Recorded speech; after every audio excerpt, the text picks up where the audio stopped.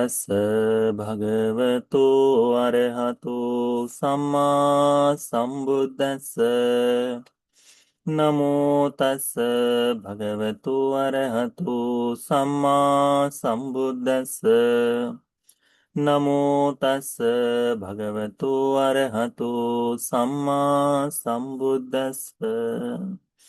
साधु साधु साधु। पूजनीय कल्याण मित्र हमारे गुरु भंते जी, उनके चरणों में हमारा प्रणाम है। साधु साधु साधु। श्रद्धावान उपासक उपासिकागण, निदान संयुक्त का हम लोग अभ्यास कर रहे हैं। निदान संयुक्त में आज हम लोग अभ्यास करेंगे पुत्तम अंशुपम सूत्र का, जिसका एक भाग थोड़ी सी चर्चा हमने कल को की थी। भगवान बुद्ध जी ने इस सूत्र में बताया है, बड़ा सरल सरल सुंदर सूत्र है। भगवान कहते हैं कि भिक्षु चार प्रकार के आहार होते हैं, चार प्रकार के भोजन होते हैं, ठीक है, जिन्हें हम खाते हैं। ठीक, कि चारों ही प्रकार का आहार हम लोग खाते हैं। उसमें एक आहार प्रधान रूप से हम अपनी आंखों से देख सकते हैं, जिसे भगवान ने कबलिंकार आहार कहा है। ठीक है, कबलिकार आहार यानी जो कॉल कॉल बनाकर खाया जाता है। ओलारिको व सुखोमवा, वो कठोर भाव में जैसे रोटी हो जाए आदि, या फिर तरल भाव में हो जाए खिचड़ी आदि, जिसमें ना तो तरल और स्थिर, ऐसे दोनों ही कठोर और सौम्य दोनों ही प्रकार का जो भोजन है, ये उसमें गिना जाएगा। ये आहार को भगवान ने कहा है कि कैसे देखना चाहिए। तो जब हमने ये बात कही तो हमने पहले ही बता दिया था कि भगवान ने ये उपमा बताई है कि किसी आहार को कैसे देखना है करके। भगवान ने ये नहीं कहा कि आप स्वयं को ये करना है करके। तो कई बार कैसा है, माताएं भावुक हो जाती हैं, है ना। तो भगवान ने उसमें एक बड़ा सुंदर, और हम जो सूत्र बता रहे हैं इसमें अंश मात्र भी हम अपना जोड़ कर कि नहीं मैं इसे और सुंदर बना दूं, या फिर इसे मैं इसमें और दो चार चीजों को बदल कर थोड़ा सा ये बदल दूं, ऐसा कुछ नहीं कर रहा हूं मैं। ये जो सूत्र है जैसा लिखा है, जैसे सूत्र पिटक में आता है वैसा का वैसा आपको बता रहा हूं। ठीक है, इसीलिए केवल उपमा स्वरूप से इसे समझने के लिए आहार क्या है, ये जानने के लिए आपको भगवान ने बताया है। इसमें कहा है भगवान ने कि कथंच भिक्खवे कबलिकारो आहारो दट्ठब्बो, कि ये कबलिकार आहार को कैसे देखना है। ये वास्तव में इसका इसका स्वरूप क्या है, इसका स्वभाव क्या है, कैसा देखना है इसको। ये जो हम इसको भोजन कर रहे हैं तो इसके पीछे हमारी मानसिकता कैसे होनी चाहिए, उसके लिए भगवान ने बताया था कि माता पिता हैं जो मरुस्थल में जा रहे हैं। इसमें कहा है कांतार, कांतार गतानम। कांतार का मतलब होता है मरुस्थल यानी रेतीला क्षेत्र। ठीक है, तो कांतार कहाँ है, तो कांतार अक्सर निर्जन होते हैं, है ना। तो वहां पर ये लोग अपना भोजन लेकर जा रहे हैं, जहां अपने प्रिय पुत्र के साथ वो जा रहे हैं। वो बीच रास्ते में ही ये समाप्त हो जाता है इनका भोजन। और दोनों माता पिता चिंतन करते हैं कि अब आगे कैसे बढ़ेंगे, अब आगे इसके आगे कैसे जाएंगे। तो वो दोनों ही इस तरह से कहते हैं कि ये जो हमारा एक प्रिय पुत्र है, हम इसे मारकर, इसे काट कर हम खा लेते हैं, इससे हमारा जीवन आगे बढ़ जाएगा। इस उस आहार को समझने के लिए बता रहे हैं। इसमें काटना ये सत्य यानी ये नहीं कहा है कि नहीं तुम इस तरह से देखो करके, नहीं। भगवान ने केवल ये बताया है कि किस रस को लेकर, क्या टेस्ट किए होंगे उन्होंने जब पुत्र मांस खा रहे हैं, क्या रस लिया होगा उन्होंने, उनके मन में कैसा संकल्प रहा होगा कि कितना रसीला खाना खा रहे, ऐसा हुआ होगा नहीं। ना उनकी कोई दूसरी प्रकार की कोई इच्छा थी, ना कोई, एक ही इच्छा थी उस भोजन को करने के प्रति, कि जैसे तैसे इस रेगिस्तान भरे रास्ते से सुखपूर्वक हम लोग बाहर निकल आए। तो इस लोक में भिक्षुओं को पता है ये भोजन, कि भोजन करते समय तुम्हें भोजन के प्रति अपना भाव कैसे रखना है, भोजन के प्रति तुम्हारी धारणा कैसे होनी चाहिए, कि ये जो मरुस्थल है, ये जो संसार कहते हैं, ये मनुष्य भूमि जो है, ये मनुष्य भूमि में इस रस के राग में न पड़ते हुए केवल जैसे तैसे ये मनुष्य का जीवन कट जाए, तो केवल जीने भर के लिए ऐसा भाव रखते हुए भोजन करना है करके बताया। चिंतन करो कि अच्छा वो कटा हुआ अपने पुत्र का कटा हुआ मांस क्या रस लेकर खाएंगे। तो भगवान कहते हैं उस तरह से इसको इसी तरह से देखना है, उसमें अपने पुत्र का बिल्कुल नहीं लेकर आना है। ठीक है। भोजन को देखने का तरीका बताया है भगवान ने, तो हमने कल इसको सीखा था। ठीक है, तो उसमें अपने कंसेप्ट को थोड़ा सा बदल दीजिएगा, उपासक उपासिका। फिर दूसरा आहार, तंकिंग मन्यत भिक्खवे, नहीं, कथंच भिक्खवे वत्साहारो दट्ठपो। फिर दूसरा आहार कौन सा है? स्पर्श। स्पर्श के आहार के बिना हम लोग जीवित नहीं रह सकते। हम लोग जीवित नहीं रह सकते। निरंतरता से स्पर्श का आहार होना चाहिए। स्पर्श का आहार कितनी इंद्रियों से लिया जाता है? हम्म 6 इंद्रियों से स्पर्श का आहार लिया जाता है। आंखों से रूप देखकर उस रूप का स्पर्श होता है। कान से शब्द सुनकर उस शब्द का स्पर्श होता है। नासिका से सुगंध गंध आदि लेकर इस गंध सुगंध का स्पर्श होता है। जिह्वा से रस चखकर, जो भी चखते हैं जो भी खाते हैं, है ना, उससे भी स्पर्श होता है। इस शरीर में जिन जिन तरह के हम लोग, किसी का हाथ लग जाए, किसी की बैग लग जाए, हम कहीं बैठ रहे हैं, हम कहीं उठ रहे हैं, लेट रहे हैं आदि करते हुए, जिस जिस अन्य शरीर से बाहर का अपने ही हाथ का स्पर्श भी लग जाए, वो भी स्पर्श ही है। और फिर मनो, मन का स्पर्श जो है, धर्म से, मन का चिंतन से जो आता है, मन में आने वाले विचारों का स्पर्श, ये सारा ही स्पर्श, एक क्षण मात्र के लिए भी हम इस स्पर्श के बगैर नहीं रह सकते। ऐसा ही है ना। निरंतरता से, निरंतरता से, चाहे अंधा व्यक्ति हो, बाकी चीजों से अंधा और बहरा दोनों हो, परंतु बाकी स्पर्श से हो रहा है। शरीर संपूर्ण निष्क्रिय भी हो जाए तब भी अन्य तरह से स्पर्श चाहिए ही, है ना। ये है स्पर्श। स्पर्श का आहार। भगवान कहते हैं यह स्पर्श का आहार कैसे देखना चाहिए, इसको हमने कैसे देखना चाहिए अपने जीवन में। तो भगवान कहते हैं, बड़ा सुंदर बताया है इसने, भगवान ने इसमें बताया है, सेयथा भिक्षवे, भिक्षु इसे इस तरह से देखो, जाकर खुद ही ऐसा करने की आवश्यकता नहीं, इसे इस तरह से देखो। कैसे? गाविंग निच्चम्मा कुट्टिंग चे निस्साय तिठेय। कोई एक गाय जिसे बहुत जख्म हो गया है, ठीक है, यानी बड़ा घाव लग गया है, वो घाव लगे हुई गाय कहीं खड़ी हो जाती है, किसी कुटिया के नीचे आ जाए, यानी किसी जगह पर खड़ी हो जाए। ठीक है। तो जिसके ऊपर घाव लगा है, तो घाव में क्या होता है? एक तो रक्त बहता है, या फिर थोड़ा सा हो जाए तो मवाद बहता है ना, देखा है आपने। और उसके ऊपर क्या होता है? तो ते कुट्ट निसंसा कुट्ट निस्सिता पाना तेन खा देयु। तो भगवान कहते हैं कि जब ये जो गाय वहां खड़ी है, ठीक है, तो अभी है तो कमरे के अंदर या फिर एक किसी छाया के नीचे है।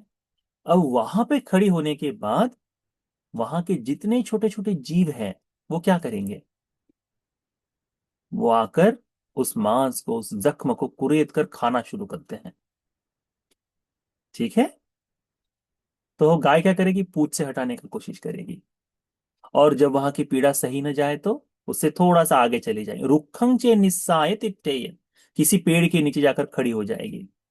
अब पेड़ के नीचे खड़ी होने के बाद ते रुक्ख निस्सिता पाना ते नंग खा देयु, तो वहां पेड़ के नीचे वहां जो कीड़े हैं वो आकर उसको खाना शुरू करेंगे। उदकंग चे निस्साय तिट्ठेय, अब जल में चली जाए कि भाई यहाँ तो सब सब काट रहा है, सब ये कर रहे हैं करके करके पानी में डूब जाती है। आपने देखा होगा कई बार जख्म होने के बाद कीचड़ को लपेटने के लिए हो, या फिर अपने आप को धोने के लिए हो, गाय पानी में उतर आती है।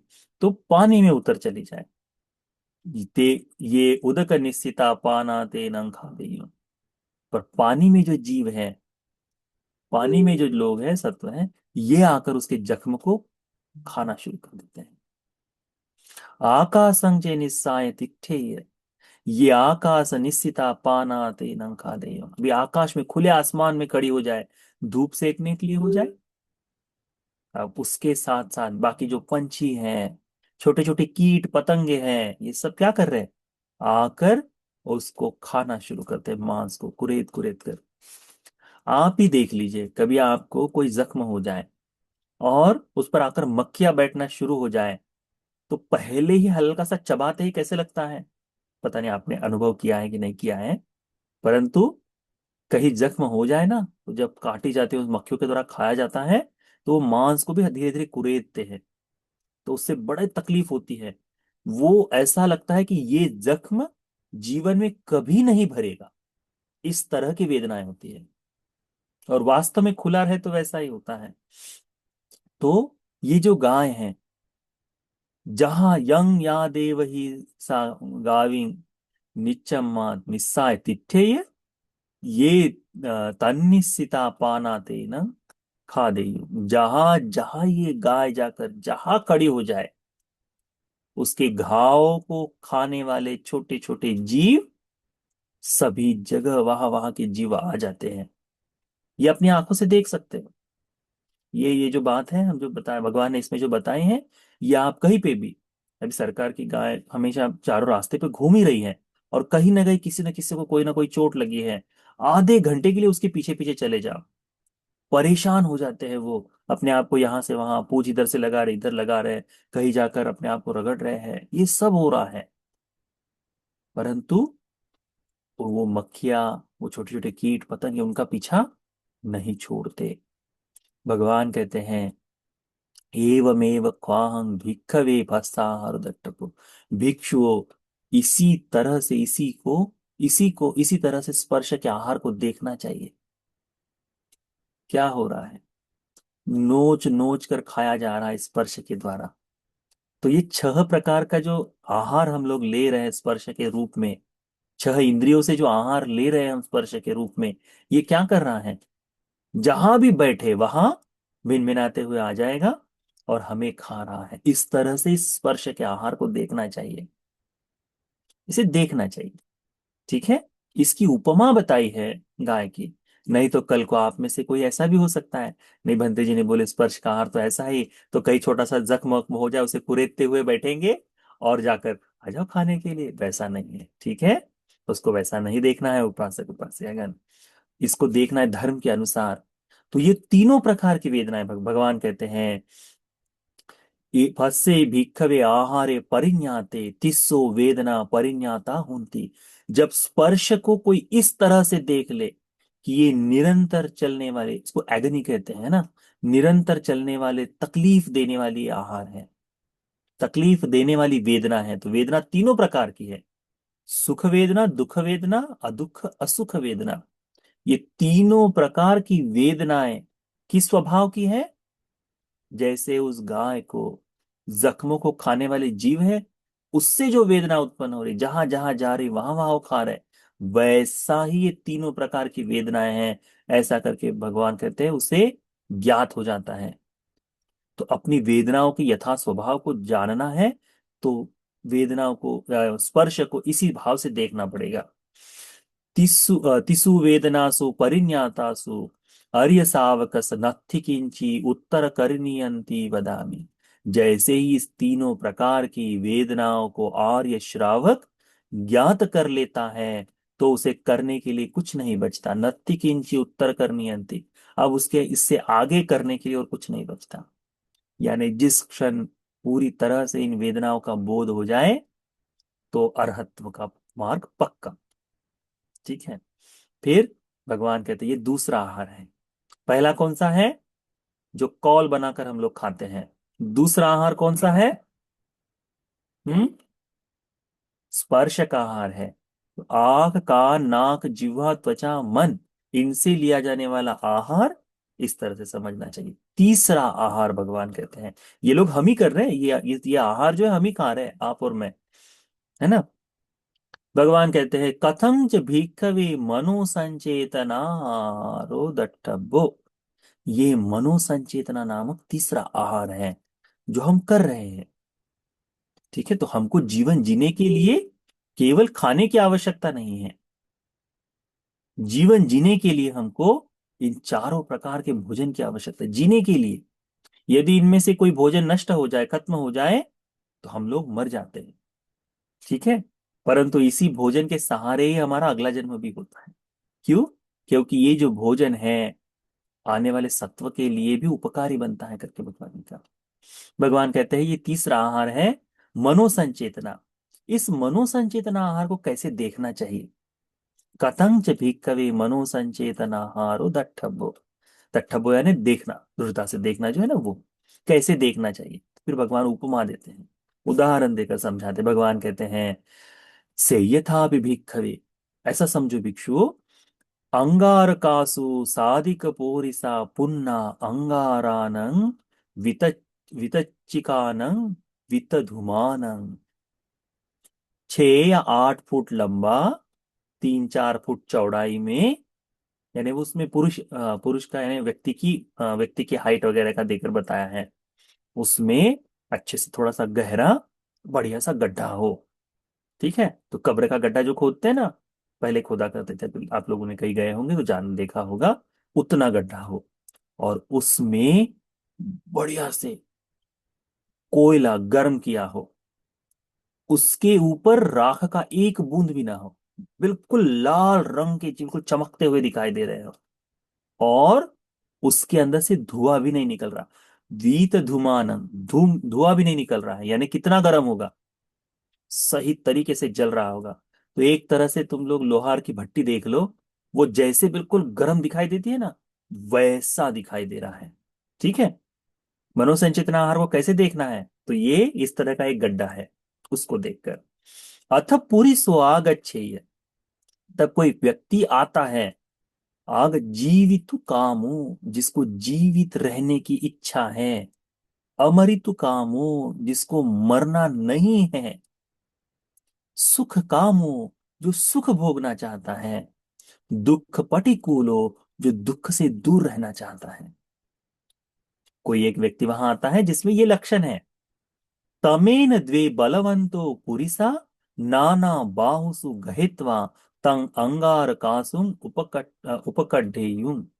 तब वे दो बलवान पुरुष, हट्टे कट्टे दो आदमी आए, इस आदमी को पकड़े और उस अंगार के ऊपर ले जाए। अथको भिक्खवे तस् पुरिसस् आर का वस चेतना, आर का पत्थना, आर का पनिधि। तब वह रोएगा, बिलखेगा, बार बार कहेगा, उसकी चेतनाएं बदलेगी, याचना करेगा, मुझे छोड़ दो, मुझे छोड़ दो, मुझे छोड़ दो, मुझे मत मार करो। इसका कारण क्या है? वो पूरा, कोई भी नहीं चाहेगा ना उसमें गिरना। हम्म, कोई नहीं चाहेगा। वो हमेशा वो प्रार्थना करेगा उसे बचने के लिए, हाथ पैर मारेगा कि नहीं, कहीं तो छोड़ दो मुझे। तंग किससे हो? तो इसका कारण क्या है करके भगवान। हम्म, एवं हि भिक्खवे तस्य पुरुषस्य एकं मूर्ति। जिस व्यक्ति को पकड़ा गया है ना, जो जिंदा रहना चाहता है, मरना नहीं चाहता, वह आदमी क्या करता है? वो इस तरह से सोचता है, इमं चाहं अंगारकासुं पपतिस्सामि, ततो निदानं मरणं वा निगच्छामि मरणमत्तं वा दुःखन्ति। यदि इस अंगार में मैं गिर गया तो क्या होगा?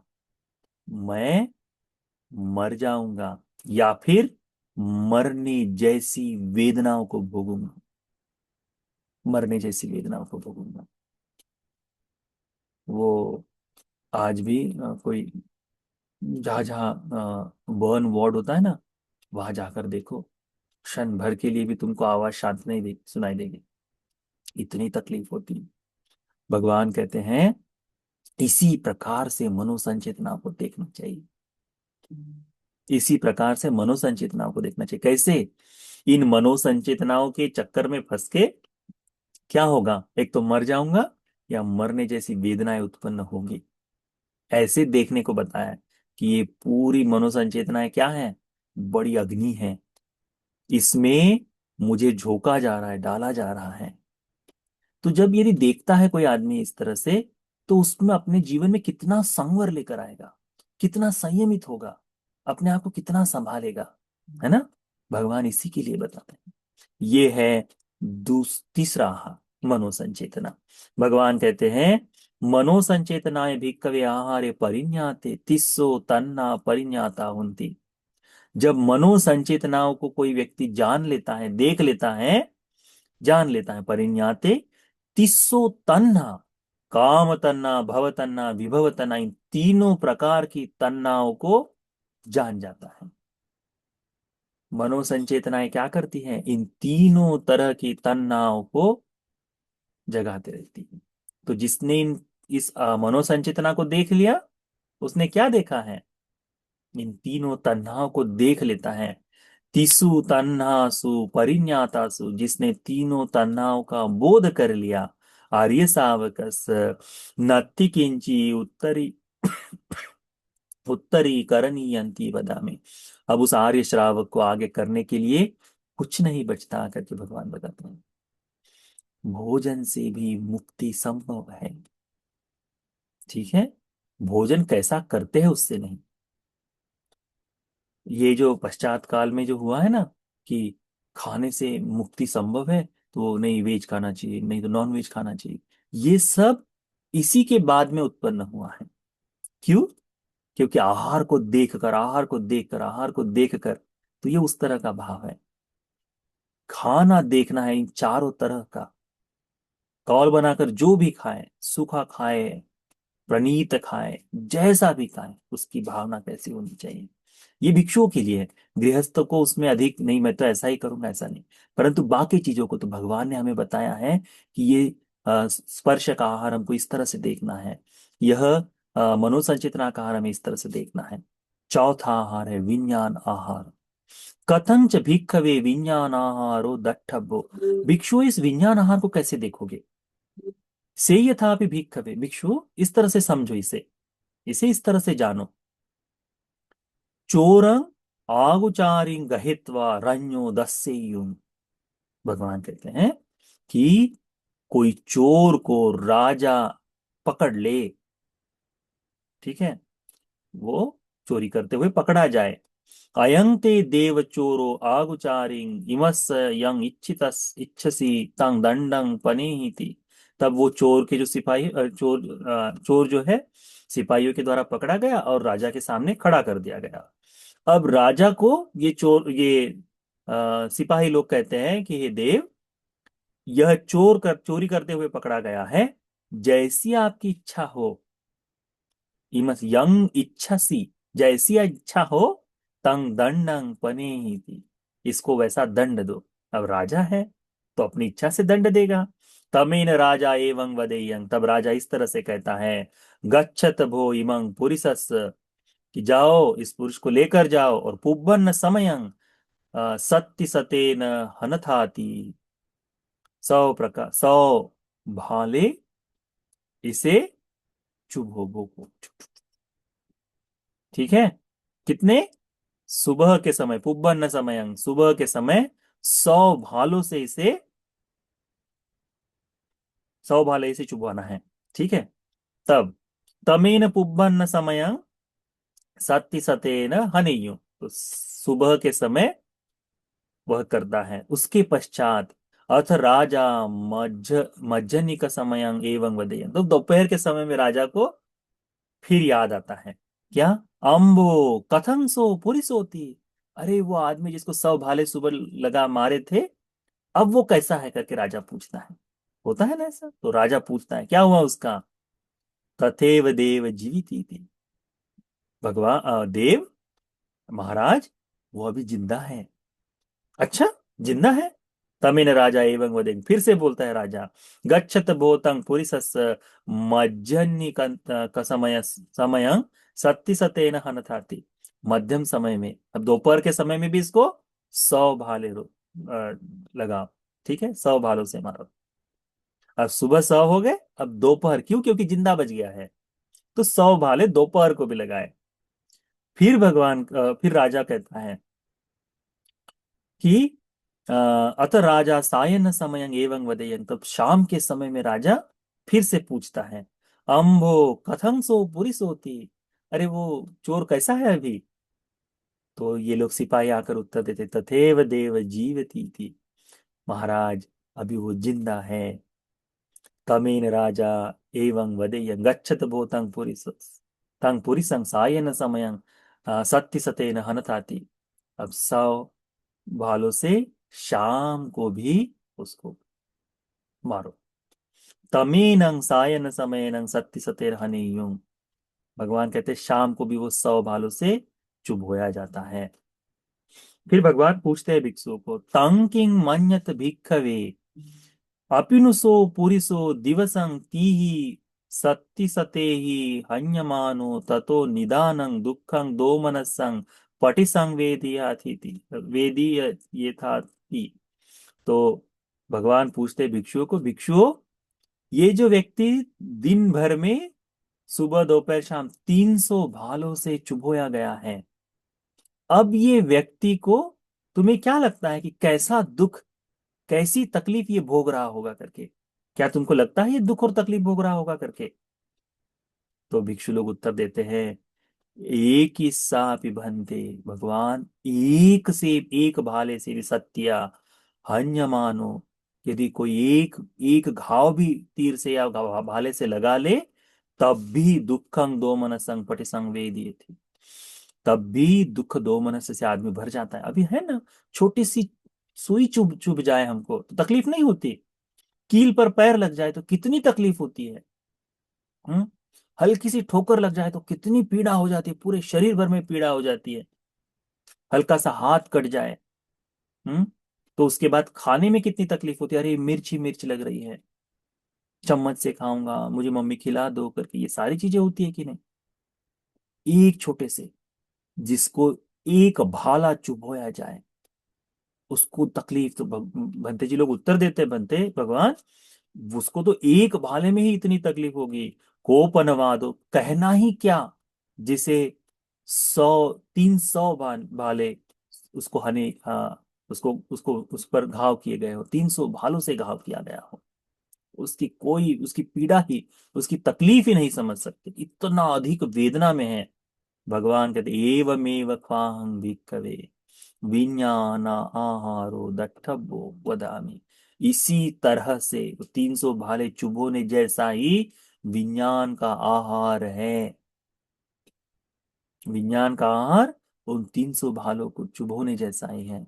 इससे कितनी दुख तकलीफ होगी, कितनी तकलीफ होती है, इसको जानो करके भगवान कहते हैं, विज्ञाने भिक्खवे आहारे परिण्यता परिज्ञाते, भिक्षु जब कोई विज्ञान आहार को जान जाता है, नाम रूपं परिज्ञातं होती, तब वो नाम रूप को जान जाता है, नाम और रूप को पहचान लेता है। नाम रूपे परिज्ञाते, जिसने नाम रूप को बोध कर लिया है, आर्य सावकस नत्थि किंची उत्तरी करनी अंति वदामि, तब उसे उसके आगे कुछ करने के लिए नहीं बचता। तो इन चारों प्रकार का आहार एक एक उपमा स्वरूप से है। हम जो कवल कर खाने वाला कबलिंकार जो आहार है, इससे क्या होगा, ये जो कबलिंकार आहार है, 5 काम गुण जो है, पंच काम गुण जो है, इनका बोध कराता है। यदि कोई आहार को उस तरह से देखे तो 5 काम गुणों को देखता है व्यक्ति कबलिंकार आहार से। दूसरा है स्पर्श, स्पर्श का आहार जिसे बोध हो जाए तो तीनों तरह की वेदनाएं, सुख दुख अदुख असुख वेदनाओं का बोध हो जाता है। तीसरा आहार है मनोसंचेतना, मनोसंचेतना का आहार जिसे बोध हो जाए तो किस चीज का, तीनों प्रकार की तन्हाएं, तीनों प्रकार की तन्हाओं का बोध हो जाता है। और चौथा है विज्ञान आहार, जिसे विज्ञान आहार का बोध हो जाए, इसका मतलब उसे नाम रूप का बोध हो जाता है, नाम रूप का बोध हो जाता है विज्ञान आहार से। जिसे ये चारों आहार बोध हो गए वो अरहंत हो जाता है, वह मुक्त हो जाता है। कुछ भी उत्तरी करणी अंति बदामी, उसके बाद उसको कुछ और आगे उससे करने के लिए है ही नहीं, उसने बोध कर लिया है, बोध कर लिया है, यानी अब वो नहीं देखेगा। जब इसको ऐसा कोई है तो कोई बोलेगा क्या कि अरे मुझे पकड़ो और अग्नि के स्कंध में डाल दो करके, नहीं बोलेगा। क्यों? क्योंकि वो जीना चाहता है। यदि कोई बोले, आप यदि आप में से कोई है कि जिसको पता चल गया आहार ऐसा है, तो हम कोई बोलेंगे कि अच्छा मुझे तीर चुभाओ, मैं 100 तीर से चुभना चाहता हूं? नहीं बोलेंगे, है ना? क्यों? क्योंकि समझ गया है। वैसे ही जिसे ये चारों आहार समझ गए हैं, उसे धर्म समझ जाता है, उसे करने के लिए कुछ नहीं बचता। इसे आहार बताया भगवान ने कि हमें आहार को इन उपमा स्वरूप से देखना है, ठीक है? तो ये जब आहार कोई बोध कर ले, तो इतने मात्र से उसका सतिपट्ठान पूर्ण हो जाता है। हमने कल बताया था ना कि दिन भर यदि इस तरह से चिंतन करते बैठो, तो आधे घंटे के लिए भी सोचते बैठो कि अरे मैं इतने तरह का भोजन अभी ग्रहण कर रहा हूँ, तो देखो तो सही मैं कौन कौन सा भोजन खा रहा हूँ। तो स्पर्श होते ही, अच्छा स्पर्श का भोजन अभी चख लिया। मन में चेतनाएं जाग रही, अरे चित्त चेतनाओं का मैं भोजन कर लिया हूँ, है ना? इस तरह से अच्छा बुरा इनकी इच्छाएं जाग गई। अच्छी भी इच्छाएं जागती है, बुरी भी इच्छाएं जागती है, अरे विज्ञान का आहार ग्रहण हो रहा है। इस तरह से हो गया, तो समझ लेना कि मैं 4 तरह का आहार क्षण भर में कर रहा हूं करके उसको देखना है। तो ये जो आहार बोध कर ले उसके लिए मुक्ति संभव है। तो आप सभी उपासक उपासिकाओं को ये जो सूत्र है, ये सूत्र इन चारों आहार को बोध कर लेने के लिए, धर्म को बोध कर लेने के लिए, आर्य सत्य को बोध कर लेने के लिए उपकारी हो जाए कर अनुमोदन करते हैं। साधु साधु साधु।